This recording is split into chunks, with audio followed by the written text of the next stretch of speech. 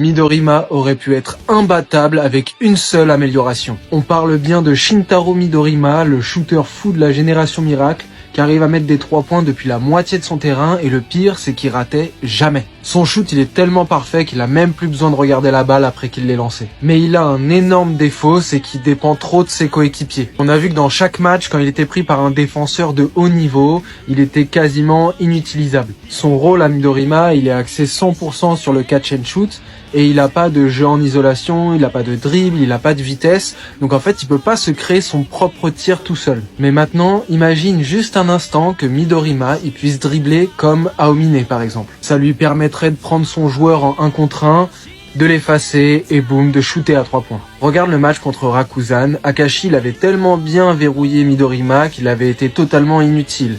Alors que si tu lui avais rajouté un dribble un peu comme Aomine, il aurait pu se créer un petit peu d'espace.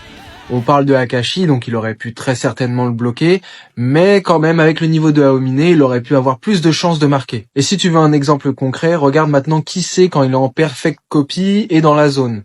À ce moment-là, le gars, il a le jeu de toute la génération Miracle, et on voit bien qu'avec un dribble plus le shoot de Midorima, il est complètement inarrêtable. Bref, Midorima avec le dribble de Aomine, c'est l'équivalent d'un Stephen Curry en NBA. Et à ce niveau-là, je pense que même Akashi avec son Emperor Eyes, il aurait quand même galéré à stopper Midorima. Alors dis-moi si tu penses que Midorima avec un bon dribble, ça aurait pu être le meilleur joueur de la génération Miracle.